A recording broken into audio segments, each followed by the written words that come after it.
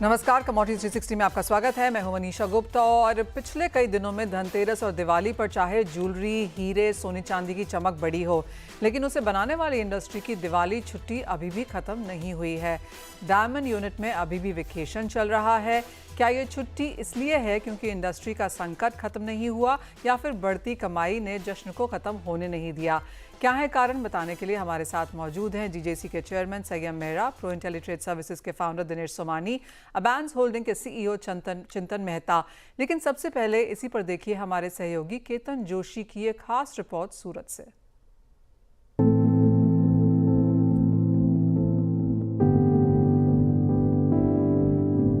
दिवाली के बाद से हीरा कारखानों में सन्नाटा पसरा है। जहां मशीनों की आवाज गूंजती थी, वहां एक आदमी दिखाई नहीं दे रहा। इक्का दुक्का कारीगर ये सोचकर आते हैं कि शायद काम शुरू करने का फैसला हुआ हो, लेकिन उन्हें भी निराशा ही हाथ लग रही है। अभी तो बहुत खराब स्थिति है। 1.5 महीने से कोई तनख्वाह या पगार मिली नहीं है। आगे ऐसी संभावना है कि और लंबा हो सकता है। अब कैसे गुजारा होवे वो अब क्या बतावे। अब मन की बात मन में ही है। बहुत दिक्कत आ रही है गुजारा करने में। फैमिली के साथ यहाँ रहते हैं अहमदाबाद में। अकेले गुजरात में 20,000 से ज्यादा हीरा कारखाने और 24 लाख से ज्यादा कारीगर हैं। भारत के 10 में से 9 हीरों की पॉलिशिंग और कटिंग का काम गुजरात में होता है। दुनिया में युद्ध का माहौल होने के कारण लोगों ने सोने में निवेश करना शुरू कर दिया है और डायमंड की हालत खस्ता हो गई है।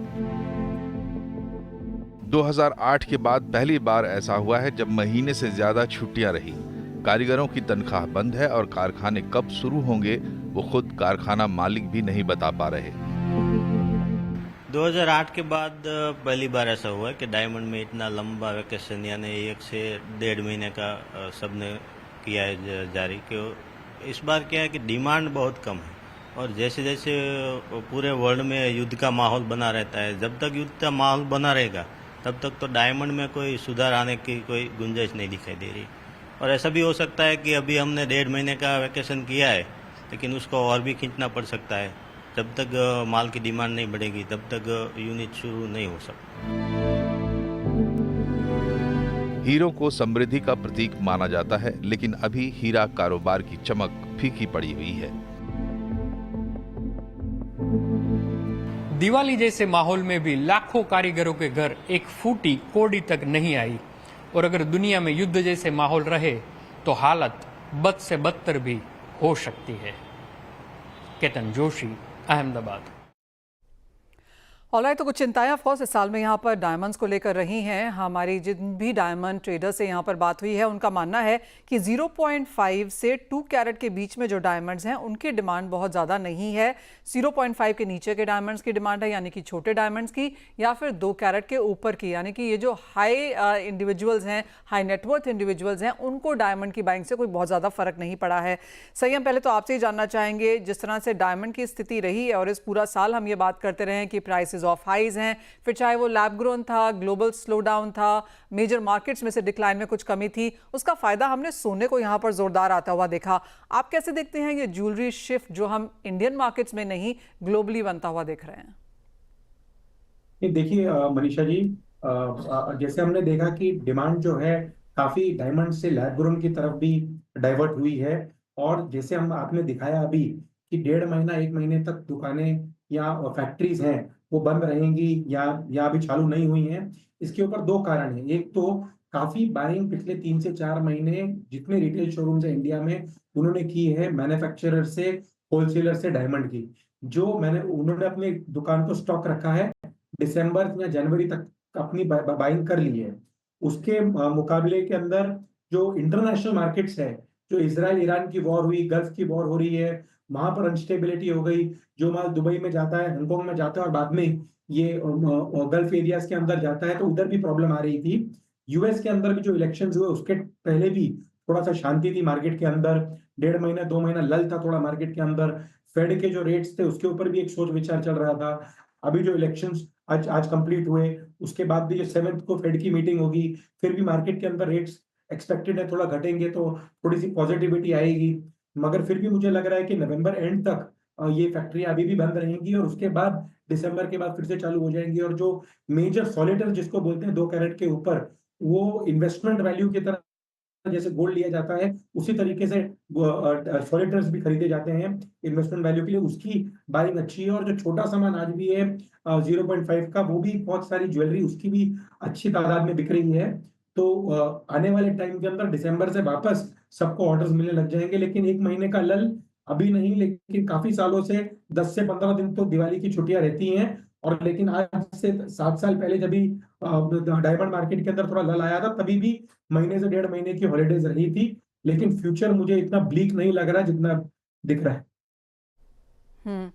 वेल एब्सोल्युटली सारे कैटेगरीज के डायमंड के डिमांड में गिरावट नहीं है, 0.5 to 2 कैरेट की ही डिमांड में गिरावट है। और आपका पॉइंट वेल टेकन है सायम जी, क्योंकि आपने जैसे कहा कि जो फेस्टिवल्स और शादियों की जो खरीदारी थी वो हमने एग्जीबिशंस में ऑलरेडी होते हुए देखी, अब शायद मांग यहाँ पर बढ़ते हुए नजर आएगी। लेकिन इसका कितना फायदा इस समय में सोने को हमने आता हुआ देखा है?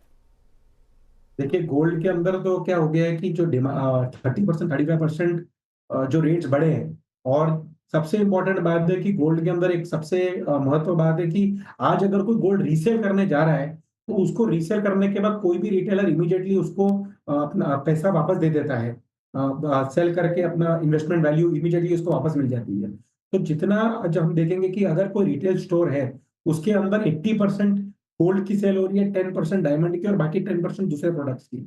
तो गोल्ड के अंदर धीरे धीरे ये चीज और बढ़ते जा रही है, क्योंकि अभी डायमंड के अंदर लैब ग्रोन हो गया, सीवीडी हो गया, स्वरोस्की डायमंड्स हो गए, तो सब डिफरेंट डिफरेंट तरीके से सेम लुक के अंदर आदमी पहन सक रहा है, लेकिन गोल्ड के अंदर दूसरा विकल्प नहीं दिख रहा है, जिस वजह से इसके अंदर काफी जो कस्टमर बेस है, जो इन्वेस्टमेंट वैल्यू से कर रहा होगा बाइंग, जो ज्वेलरी पहन के भी बाद में मेल्ट करके रीसेल करने की सोच रखता होगा, तो वो सब गोल्ड के अंदर थोड़ा ज्यादा कन्वर्ट हुआ है डायमंड से। और डायमंड के अंदर हल्का सा भरोसा थोड़ा सा शिफ्ट हुआ है मेन डायमंड से थोड़ा लैब ग्रोन की तरफ, स्वरोस्की की तरफ, सीवीडी की तरफ। इससे क्या हुआ है कि जो कस्टमर है वो थोड़ा बढ़ गया है, और जो शोरूम्स भी हैं वो डायमंड के अलावा बाकी दूसरे लैब ग्रोन के भी शोरूम्स खोल रहे हैं, स्वरोस्की के भी खोल रहे हैं। तो same company retail showrooms different different चीजें कर रही है, तो उनकी जो सेल है वो थोड़ी सी बढ़ गई है। साथ ही सर एक फाइनल सवाल, और ये ऑफ कोर्स आज के इवेंट्स को लेकर है, और कुछ मुनाफा वसूली हमने आते हुए देखी है प्राइसेस में। बाजार को लगता है कि जो मेजर अनसर्टनिटी थी यूएस प्रेसिडेंशियल इलेक्शन को लेकर, अब वो यहाँ पर क्लियर होती हुई नजर आई है, और कुछ वाइंडिंग ऑफ ट्रेड हमने आज होता हुआ देखा है, जिसका असर ये प्राइसेस में देखने को मिला। एक टाइम पे तो लग रहा था कि 2700 भी जाता हुआ नजर आएगा, लेकिन ऑफकोर्स वहां से कुछ रिबाउंड वापस आया है। कैसे देखते हैं आप प्राइसेस अब? देखिए, जैसे ही ट्रम्प इलेक्शंस जीत गए हैं, तो मार्केट और इंडिया वर्ल्ड के अंदर लगता है स्टेबिलिटी आ जाएगी, क्योंकि आज कभी भी ईरान की वॉर हो, ईरान इजराइल की या रशिया यूक्रेन की, तो ट्रम्प का यही एटीट्यूड रहा है पिछले बार भी, तभी वो प्रेसिडेंट थे, कि सब जगह शांति मेंटेन करो, वरना I will personally from America से एक्शन लिया जाएगा। तो सब वर्ल्ड के अंदर ये माहौल आ गया कि थोड़ी स्टेबिलिटी अभी आएगी, जिस वजह से आप शेयर मार्केट देखेंगे या दूसरे मार्केट देखेंगे, वो थोड़ा थोड़ा ऊपर जा रहे हैं और गोल्ड थोड़ा सा नीचे जा रहा है। लेकिन ये टेम्पररी मुझे लग रहा है कि ये 15 दिन से 20 दिन तक ये मेंटेन रहेंगे, गोल्ड के रेट थोड़े प्रेशर में रहेंगे। 7 तारीख को फेड की मीटिंग है, फेड के अंदर ऐसा लगता है कि 25 पैसे के रेट्स और कम करे हो जाए, जिस वजह से थोड़ा सा गोल्ड वापस आने वाले दिनों के अंदर तेजी आ जाए। लेकिन फिलहाल जब ट्रम्प आ गया है यूएस के अंदर, तो वर्ल्ड के अंदर स्टेबिलिटी का माहौल लग रहा है, जिस वजह से गोल्ड मुझे लगता है कि आने वाले 15 से 20 दिन प्रेशर में रहेगा, और नीचे में $2650 के रेट्स भी देखने को मिल सकते हैं। लेकिन जनवरी फरवरी के पास ही गोल्ड के रेट्स हैं, जो फिर से 20% जनवरी से फर्स्ट क्वार्टर के अंदर 20% ग्रोथ की बात देख सकते हैं। लेकिन अभी ये नवंबर दिसंबर का महीना है, इतना ज्यादा तेजी का नहीं रहेगा गोल्ड के लिए। ओके, तो ये ऑफ कोर्स व्यू है डायमंड पे और गोल्ड पर, और काफ़ी सारे इवेंट्स अभी भी स्लेटेड हैं अंतर्राष्ट्रीय बाजारों में, जिनका इम्पैक्ट हम प्राइसेस में आता हुआ देख पाएंगे। बहुत शुक्रिया संयम हमारे साथ समय निकालने के लिए। इसी के साथ एक ब्रेक का समय है, लौटेंगे तो हमारे साथ हमारे एक्सपर्ट जुड़ेंगे, हमें बताएंगे कि कौन सी कमोडिटीज़ में कैसे कारोबार करना है, और ग्लोबल इवेंट्स जो हैं उनको आप कैसे टैकल करें।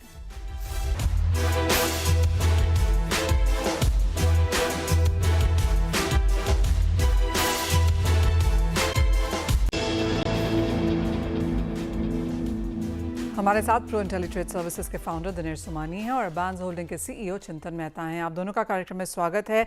सोने से ही पहले शुरुआत कर लेते हैं। और चिंतन, क्या सेंस है आपकी, क्योंकि सभी को लगता है कि नियर टर्म रन अप अब हो चुका है, कुछ कंसोलिडेशन आएगी, कुछ गिरावट भी आएगी, लेकिन डिप्स पे लॉन्ग टर्म के लिए खरीदारी करनी चाहिए। तो किस तरह से आप देखते हैं कमिंग पीरियड, क्या है आपकी रेंजेस?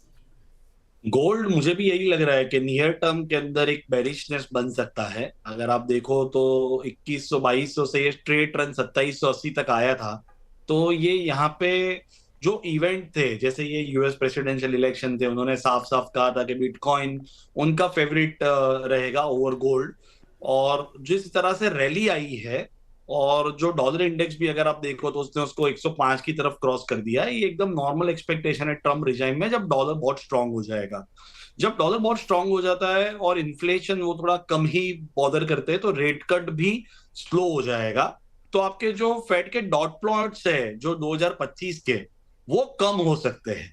उसके एंटिसिपेशन में गोल्ड में मुझे लगता है एक करेक्शन आना ही चाहिए। अगर आप ओवर पीरियड अगर आप देखोगे तो नवंबर और दिसंबर महीना जो रहता है, वहां पे हेज फंड जो होते हैं वो हेज फंड भी अपनी पोजीशन बुक करके जाते हैं, क्योंकि दिसंबर में उनका ईयर एंड आता है।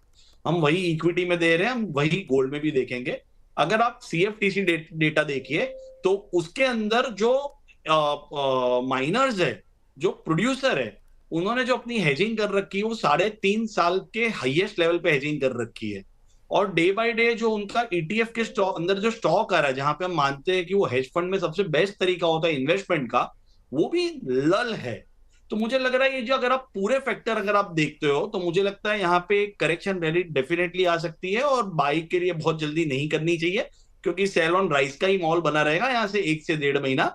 लॉन्ग टर्म ऑब्वियसली गोल्ड हमेशा से अप ट्रेंड में ही रहा है और वो हमेशा नए भाव लेके ही आता है।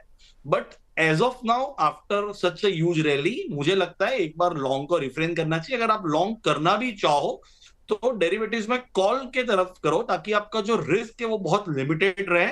We at Abans are expert in derivatives and understand कि रिस्क को बहुत मैनेज करके चलना चाहिए।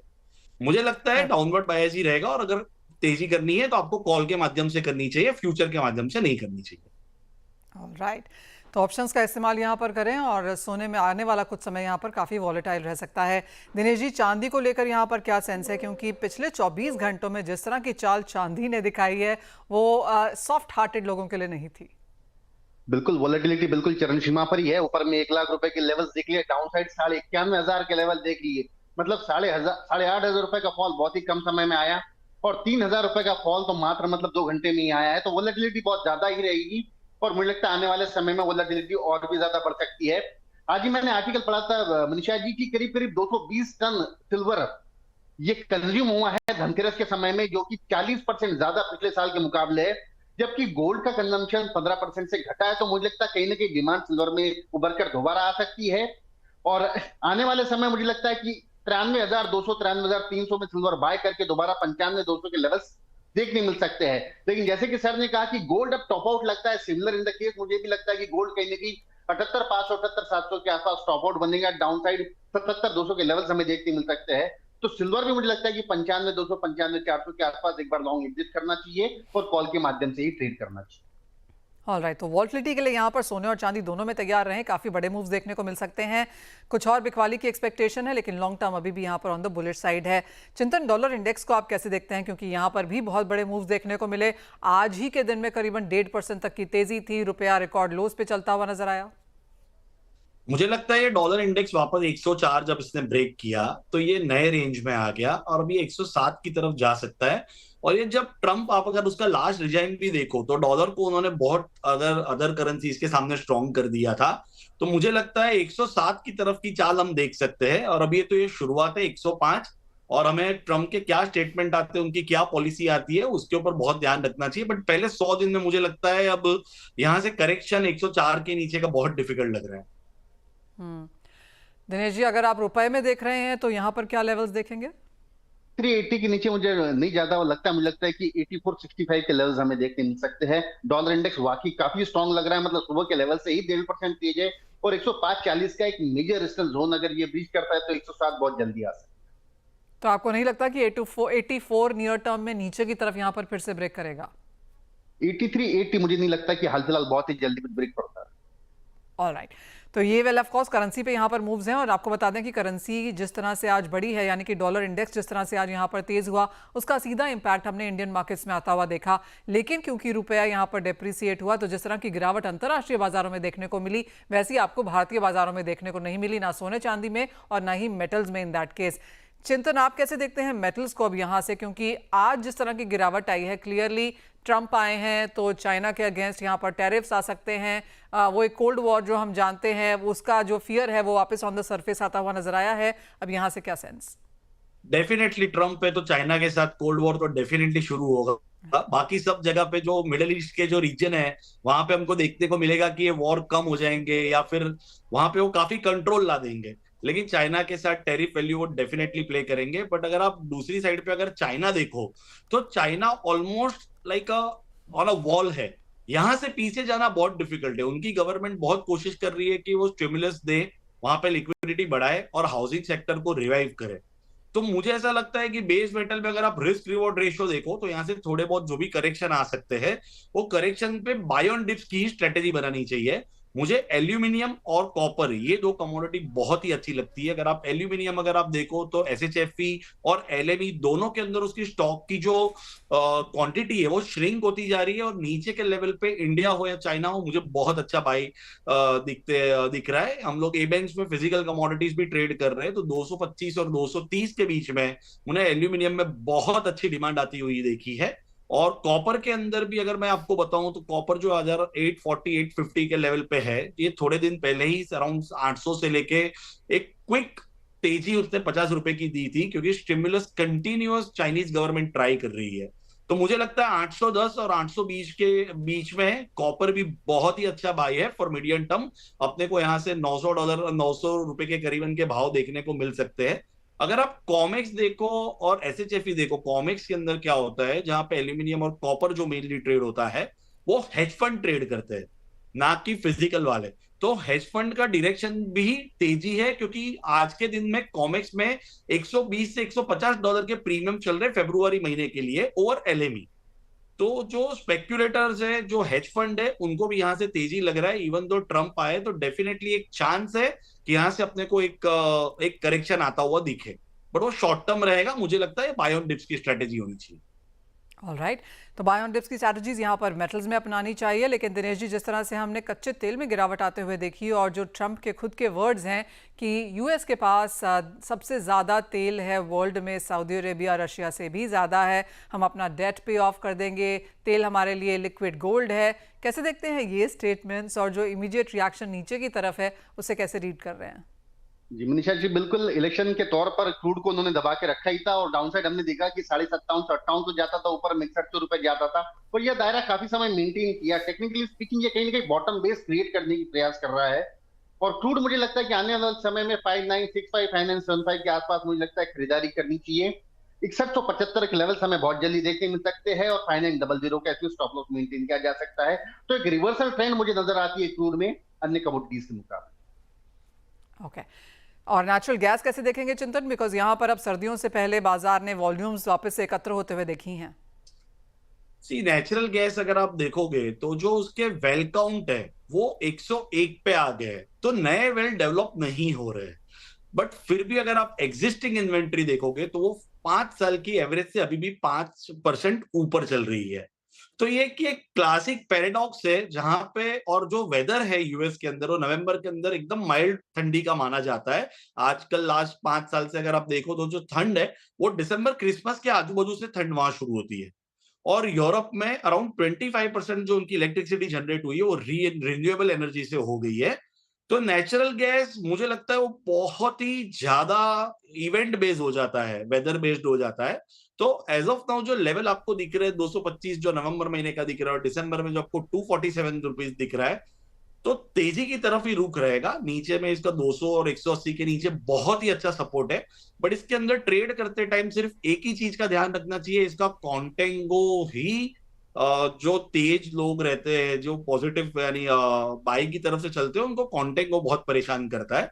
तो कॉन्टेंगो को कैसे मैनेज करोगे वो देख के करोगे तो बाय ऑन डिप्स ही अच्छा माहौल है इसमें। ऑलराइट, बात अब एग्रो की कर लेते हैं और दिनेश जी यहाँ पर हमने बुआई की तरफ आंकड़ों को जाता हुआ देखा है। फर्स्ट एडवांस एस्टिमेट सरकार की तरफ से खरीफ के लिए भी आ चुके हैं। किस तरह का इम्पैक्ट यहाँ पर मार्केट्स पे है और क्या डॉलर की मूवमेंट और यूएस प्रेसिडेंट के आने से कोई बहुत बड़े चेंजेस आप इस सेक्टर में बनता हुआ देखेंगे? एंड टॉप ट्रेडिंग स्ट्रैटेजीज यहाँ क्या है? जी बिल्कुल मनीषा जी, मुझे लगता है यूएस इलेक्शन का इम्पैक्ट एग्री कमोडिटीज पे बहुत ज्यादा कुछ आ सकता है, क्योंकि हमारे पास लिमिटेड कमोडिटीज है और वो भी डोमेस्टिक ड्रिवन ही है। जीरे में भी हमने देखा कि 25% बुआई कम होने के चांसेस बता रहे गुजरात में, और उसी के चक्कर में हमने अपर सर्किट देखा 4% की तेजी भी आते हुए दिखी है।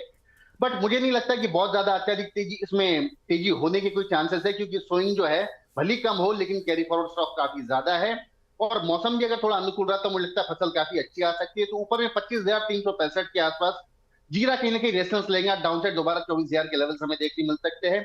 टॉप ट्रेडिंग स्ट्रेटजी में ये कहूंगा कि 2920 के आसपास कॉटन सीड ऑयल के बाय करना चाहिए। 3020 के लेवल्स हमें देखने मिल सकते हैं, और 2880 का इसमें स्टॉप लॉस मेंटेन करें। ओके, तो वो टॉप ट्रेडिंग स्ट्रैटेजीज एग्रीकल्चर में भी हैं। बहुत शुक्रिया दिनेश जी, चिंतन, आप दोनों का ही साथ जोड़ने के लिए और बहुत ही इत्मीनान से सभी कमोडिटीज़ में रिएक्शन और फॉरवर्ड लुकिंग स्टेटमेंट्स भी शेयर करने के लिए। इसी के साथ फिलहाल इस कार्यक्रम में इतना ही समय है। हम लौटेंगे तो लेकर आएंगे आवाज़ समाचार।